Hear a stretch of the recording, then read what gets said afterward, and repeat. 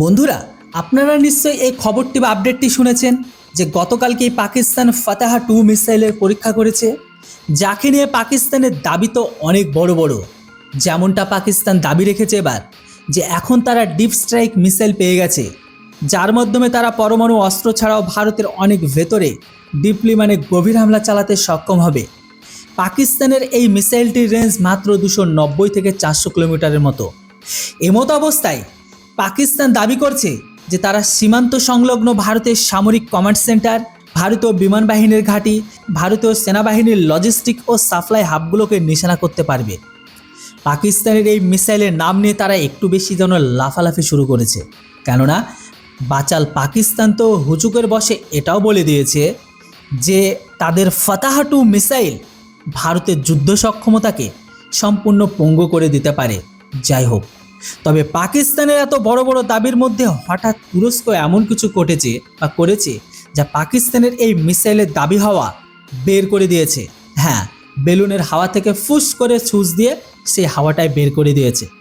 তো খবরটি হলো তুরস্কের এসটিএম ডিফেন্স কোম্পানি, যারা মিসাইলের তথ্য এবং আর্টিফিশিয়াল ইন্টেলিজেন্সকে ব্যবহার করে সিমুলেটেড যুদ্ধ ভার্চুয়াল যুদ্ধ পরিচালনা করে, তার একটি ফলাফল তারা প্রকাশ করেছে।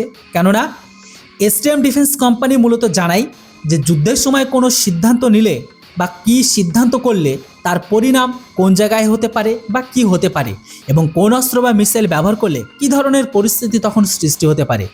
এখন এই বিষয়ে ব্রিটেনের international institute for strategic studies, সংক্ষেপে যেটাকে বলা হয় IISS, তাদের মিলিটারি ব্যালেন্স রিপোর্টে বড় তথ্য ফাঁস করেছে। রিপোর্ট অনুযায়ী তুরস্কের এসটিএম তাদের সিমুলেটেড ওয়ার মেশিনের ডেটা থেকে যা পেয়েছে যে পাকিস্তানের ফাতাহা-2 মিসাইল ভারতের মাল্টিলেয়ার ডিফেন্স সিস্টেম থেকে কখনোই রক্ষা বা বাঁচতে পারবে না। হ্যাঁ, কেননা ডাটা অনুযায়ী ভারতের মাল্টিলেয়ার মিসাইল ডিফেন্স থেকে এই মিসাইলটিকে বাঁচতে হলে বা বেঁচে বের হওয়ার সম্ভাবনা মাত্র 2 থেকে 3% বা তারও কম। কিন্তু সিমুলেটেড যুদ্ধের ফলাফলও আরও বলা হয়েছে যে পাকিস্তান যদি এই ধরনের মিসাইল ব্যবহার করে তবে যুদ্ধের পরিধি আরও বড় হবে, কেননা এর প্রতিক্রিয়ায় ভারত তাদের কোয়াসি ব্যালিস্টিক মিসাইল, অর্থাৎ যেমন ভারতের কাছে থাকা ঘাতক প্রলয়ের মতো ব্যালিস্টিক মিসাইল ব্যবহার করবে, যা পাকিস্তানের ফাতাহা-2 মিসাইলের চেয়ে অনেক বেশি ডেডলি প্রমাণিত হবে। কারণ পাকিস্তানের কাছে ভারতের মতো নেটওয়ার্ক সেন্ট্রিক মিসাইল ডিফেন্স এবং যুদ্ধের সক্ষমতা নেই। এমতো অবস্থায় এসটিএম এর সিমুলেটেড ওয়ার সিস্টেম জানিয়েছে যে ভারতের প্রলয়ের মতো মিসাইল বা কোয়াসি ব্যালিস্টিক মিসাইল আটকানোর সম্ভাবনা থাকবে মাত্র সিঙ্গেল ডিজিটের মাঝামাঝি, অর্থাৎ 4, 5 বা 6% হতে পারে।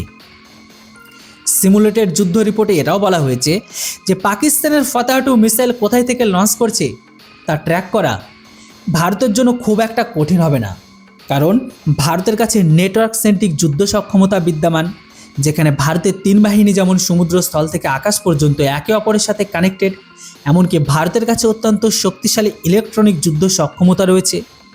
এমন পরিস্থিতিতে পাকিস্তানের ফাতাহা-2 মিসাইল ভারতের আকাশে এমন কোনো ফাঁকা জায়গা পাবে না যেখান থেকে সেটিকে ভারতকে ধোঁকা দিতে পারে। অর্থাৎ খোদ তুরস্কের ডিফেন্স কোম্পানির সিমুলেটেড যুদ্ধের ফলাফল এটাই বলছে, পাকিস্তান যদি কালকে ফাতাহা-2 মিসাইলের মাধ্যমে নিজেদের মিসাইল বিকল্পকে বাড়িয়েছে, কিন্তু এই মিসাইল দিয়ে তারা ভারতের ওপর কোনো আধিপত্য অর্জন করতে পারবে না। এখনও পাকিস্তান যদি এটা ভেবে বসে থাকে বা খুশি হয় যে তাদের এই মিসাইল গেম চেঞ্জার প্রমাণিত হবে, তবে সেটা হবে পাকিস্তানের সবচেয়ে বড় বোকামি। কারণ পাকিস্তানের পরিস্থিতি এখনও পর্যন্ত বা এখনও গত বছরের মতোই একই জায়গায় আছে, যেখানে ভারত খুব সহজে পাকিস্তানের আক্রমণ রুখে দিতে পারে, কিন্তু পাকিস্তান ভারতের পাল্টা আঘাত এখনও সামলানোর সক্ষমতা রাখে না।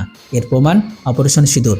যাই হোক, এর উপর আপনাদের মূল্যবান মতামত অবশ্যই লিখে জানান যে আদৌ কি পাকিস্তানের ফাতাহা-2 ভারতকে ক্ষতি বা ডিপ স্ট্রাইক করার মতো ক্যাপাবিলিটি রাখে।